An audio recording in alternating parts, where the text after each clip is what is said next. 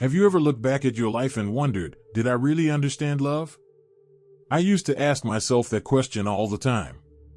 At 78, with decades of experiences behind me, I've finally come to a place where the answer is clear, and it's not what I thought it would be when I was younger. Love, as I've realized, is nothing like the movies or even the romances we chase in our 20s and 30s. It's quieter, deeper, and more enduring. And for those of us who have walked many paths, faced loss, celebrated joys, and watched family grow, understanding love isn't just about romantic relationships, it's about connection, patience, empathy, and acceptance in every corner of life.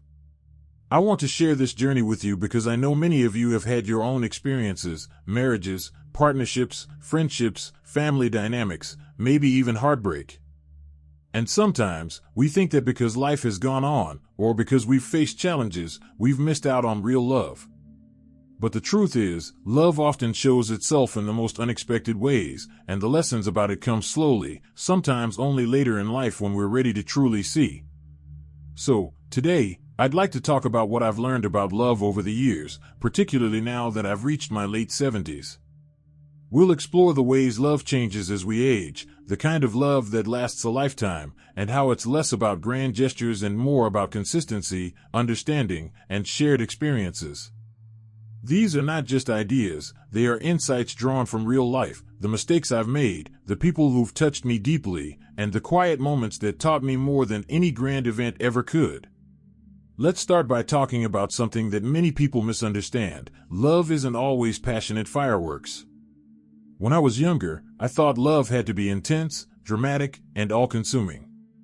Movies and novels taught me that love should sweep you off your feet, make your heart race, and dominate your thoughts every minute of the day. And for a while, I chased that feeling. I had relationships that were thrilling at first but fizzled out because they were based on infatuation rather than understanding. I learned the hard way that passion alone isn't enough to sustain a connection. Real love is quieter. It's steady. It shows up in the small, everyday actions, someone holding your hand when you're nervous, listening to your worries without judgment, sharing the mundane tasks of life without complaint. Those moments may seem ordinary, but they are the foundation of love that endures. The second realization I had, and perhaps one of the most important, is that love requires patience, not just with others, but with yourself. Over the years, I've learned that we often expect too much from love too quickly. We want people to understand us perfectly, to meet all our needs instantly, or to act exactly the way we imagine they should. But humans are imperfect, and love only grows when we accept those imperfections and extend compassion, even when it's hard. I remember an early marriage where I struggled to understand my partner's way of handling stress. I wanted change immediately, and impatience led to arguments and resentment.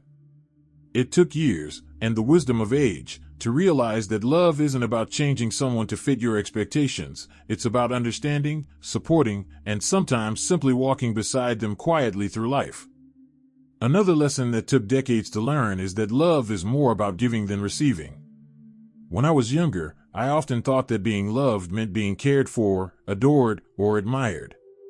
But as I grew older, I realized the truest expression of love comes when you put someone else's well-being above your own, not out of obligation but because you genuinely want to see them thrive. This doesn't mean neglecting yourself, of course, it means balancing self-care with care for others. One of the most powerful experiences I've had was supporting my spouse through illness. It wasn't glamorous or dramatic, but it was love in its purest form, showing up every day, preparing meals, listening to fears, and holding hands during moments of doubt. Those were the acts that mattered, the ones I now recognize as the heartbeat of real love. And love, as I've come to understand, isn't limited to romantic partnerships. By the time we reach our late 70s, we see that love exists in many forms, in the friendships that have stood the test of decades, in the support of children and grandchildren, in the kindness of neighbors, or even in the quiet connections we maintain with people who share our values and interests. I have a friend I've known for over 40 years, and our relationship has deepened not because of constant contact, but because of shared trust, loyalty, and an understanding that we are there for each other when it truly matters. This form of love, steady, reliable, and rooted in respect, is often more sustaining than the passionate love of youth. Finally, perhaps the most surprising insight I've gained is that love also means acceptance of life's impermanence. We lose people, we face changes, and life rarely unfolds exactly as we hope. True love embraces this reality. It appreciates the time we have with people, cherishes moments of connection, and lets go of expectations that life should be perfect. I've learned to love people and moments for what they are, not what I wish they would be. And in doing so, I've discovered a peace and contentment that I never understood in my younger years. So, as we begin this conversation about real love, I want you to remember that it is a journey, not a destination. It's a collection of experiences, lessons, and choices we make every day. Over the next parts, I'll share more about how love evolves as we age, how to cultivate it in your own life, and how the understanding of love at 78 is different from what we might have believed at 30 or 40. Now that we've explored the foundation, understanding that love is quiet, patient, generous, and multifaceted, let's move into the next part, where I'll dive into how real love manifests in everyday life and relationships, and why it's never too late to experience it fully. And feel that these insights are meaningful. Please type number 2 in the comments to let me know you're still with me. And if you haven't subscribed yet, I warmly invite you to do so, and don't forget to turn on the bell, so you won't miss any of our upcoming videos designed to uplift, inform, and inspire. Your support truly means a lot. It's what keeps us going and allows us to continue sharing thoughtful, helpful content just for you. Now, let's continue this journey together. When I reflect on how real love shows up in our lives, I realize it's often found in the everyday moments we might overlook. It's in the ordinary that extraordinary love quietly lives, especially as we grow older. One of the most profound lessons I've learned is that love is demonstrated through presence, not grand gestures. When I was younger, I thought love had to be celebrated with flowers, expensive dinners, or romantic getaways. But at 78, I see that simply being present, truly present, can be the most powerful way to show you care. Sitting together in silence, sharing a cup of tea, listening without planning your next response, holding a hand through a difficult conversation, these are the acts that build a lifetime of trust and connection. Another insight I've come to cherish is that love involves vulnerability. It's tempting, especially after years of experience, to put up walls, to protect ourselves from pain or disappointment. I know I've done it myself. But real love requires a willingness to be seen as we are, to share our fears, our joys, and even our mistakes. One of the moments that changed my understanding of love happened not long ago when I admitted to my spouse a regret I had carried for decades. I feared judgment, yet the response I received was patience, understanding, and even shared laughter over my long-held worry. That vulnerability strengthened our bond more than any romantic overture ever could. Love thrives when we let go of pride and embrace openness. Patience is another cornerstone of mature love. Over the years, I've discovered that love isn't always immediate or easy to recognize. Sometimes it comes in slow gestures, helping with small chores, sending a note of encouragement, or simply waiting while someone needs their own time to process life's challenges. I've learned not to measure love by excitement or drama, but by the consistent care that stands the test of time. That steady, patient love builds resilience in relationships and gives everyone involved a safe space to be themselves. As we age, I've also come to appreciate that love is deeply tied to forgiveness. Life is long, and inevitably, people hurt each other, intentionally or not. Holding on to resentment only diminishes the capacity for love. I recall conflicts with friends and family that lingered for months, or even years, because pride kept me from extending forgiveness. When I finally let go, I felt a weight lift, and love could flow more freely. Forgiveness is not about condoning mistakes, it's about choosing to release the barriers that prevent closeness and connection. I also realized that love evolves alongside us. The love I experienced in my 20s was different, full of idealism, passion, and sometimes unrealistic expectations. In my 50s and 60s, love became about partnership and mutual support, yet it still carried the shadows of comparison and unmet expectations. Now, in my late 70s, love has grown into something more profound and liberating. It's rooted in acceptance, gratitude, and a quiet joy in simply being with someone.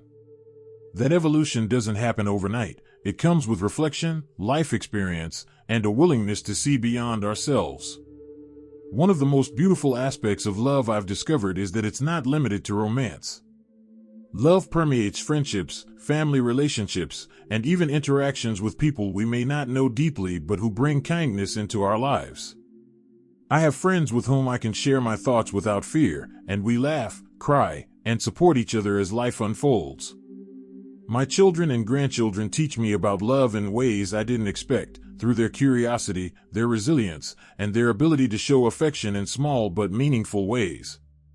Real love, I've learned, isn't exclusive, it's expansive. Another lesson I cherish is that love requires gratitude and appreciation for what we have. I've known people who focus on what's missing, the perfect relationship, the ideal partner, or a flawless family dynamic, and overlook the beauty in the moments they already share. I've learned to pause and recognize the simple gifts, a shared smile, a meal together, or a conversation that leaves you feeling understood. Expressing gratitude for these moments reinforces love and creates a cycle of warmth and connection. Finally, I want to touch on something that perhaps resonates most with those of us in our later years. Love includes embracing impermanence and loss. Life inevitably changes. Friends move away, spouses pass on, children grow independent. At first, these changes can feel like heartbreak, but real love allows us to honor memories, appreciate the present, and release what we cannot hold on to. By accepting the impermanence of life, love becomes less about clinging and more about fully experiencing the moments we do have. As we move through these reflections, it becomes clear that love at 78 is not about seeking perfection, dramatic gestures, or constant excitement. It's about showing up, being patient, forgiving, evolving, appreciating, and embracing life fully, both its joys and its losses.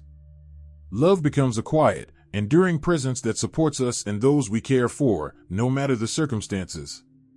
In the next part, we'll explore how to cultivate this deep, lasting love in your own life, how to nurture it in relationships with family, friends, and partners, and how to live with an open heart even as life continues to change. This is where the understanding we've built so far transforms into practical ways to experience real love every day. So now that we've explored how love shows up in everyday life and how it evolves over time, let's talk about how to cultivate it in your own life, no matter your age. One of the most important things I've learned is that love begins with self-awareness and self-compassion. We cannot fully love others if we are constantly critical of ourselves or disconnected from our own needs. Take time to reflect on what makes you feel seen, valued, and supported. Honor your own emotions, and give yourself permission to feel fully without judgment. When you treat yourself with kindness, it naturally flows outward to those around you.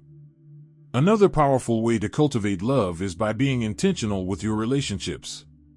At this stage in life, we often find our social circles shrinking, or we feel distant from people we once held close. But love requires effort, even if it's small. A phone call, a note, a visit, or simply listening without distraction can strengthen bonds that matter. I've found that consistently showing up, even in little ways, communicates care and commitment more than words ever could. Real love thrives in the routine acts of attention and presence. It's also essential to practice gratitude and verbalize appreciation. I make it a point to tell my spouse, children, and friends what they mean to me, often in moments when I least expect them to hear it. It might feel awkward at first, especially if you're not used to expressing emotions openly, but the effect is profound. Gratitude reminds people they matter, and it deepens connections in ways that accumulate over years. Love is nurtured by acknowledgement, and every act of genuine appreciation reinforces the bond. Another cornerstone of mature love is forgiveness and letting go of past grievances. Holding onto grudges or replaying old mistakes only weighs down relationships and keeps us from fully experiencing connection. I've learned that forgiving doesn't erase the past, it frees both you and the other person to move forward. By releasing resentment, we open the door to renewed intimacy, deeper trust, and a sense of peace that allows love to flourish unimpeded. I also want to emphasize the value of shared experiences and quality time. At 78, I treasure moments where we simply do things together, cooking a meal, gardening, walking, or even sitting in silence and enjoying each other's presence. These experiences create lasting memories and foster a sense of unity that no grand gesture could replicate. Love grows stronger when we actively engage with the people we care about, rather than assuming it will persist on its own. Another lesson I've embraced is that real love respects individuality. We often think love means merging completely with another person, but in reality, it thrives when both people retain their own interests, perspectives, and passions. Allowing space for growth and independence is a form of respect that strengthens relationships.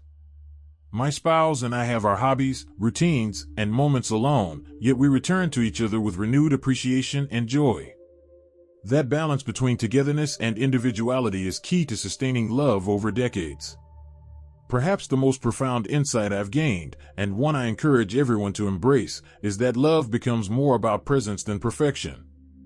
We can't control everything in life. People age, circumstances change, health fluctuates, but showing up, being attentive, and offering support creates a legacy of love that matters more than flawless appearances or achievements. I've learned to focus on what I can give in each moment, rather than what I wish would be different. That mindset brings serenity and fulfillment that outshines fleeting passions or dramatic expressions. As we reach the close of this reflection, I want to remind you that it's never too late to understand, experience, or deepen love. Whether you are single, partnered, or navigating family dynamics, the principles I've shared, patience, presence, vulnerability, forgiveness, gratitude, and acceptance, can transform your relationships and your sense of connection. Love is not bound by age, and in many ways, the later years offer a clarity and depth that youth cannot provide. I encourage you to take these insights and apply them in small ways every day. Reach out to someone you care about. Express gratitude. Forgive an old grievance. Spend time fully present with another person. These small acts compound, creating a life rich with real love. Share your experiences in the comments. I'd love to hear how love has grown and changed for you over the years. And if this video resonated, please like it and subscribe to the channel so we can continue sharing insights that help us live more meaningful, connected lives. In the end, understanding love at 78 has been a gift. It's quiet, patient, forgiving, and deeply rewarding. It's not about perfection, grand gestures, or constant excitement. It's about showing up, being present, and appreciating the people in our lives. Here's to embracing love fully, at any age, and discovering that the richest connections often come when we least expect them.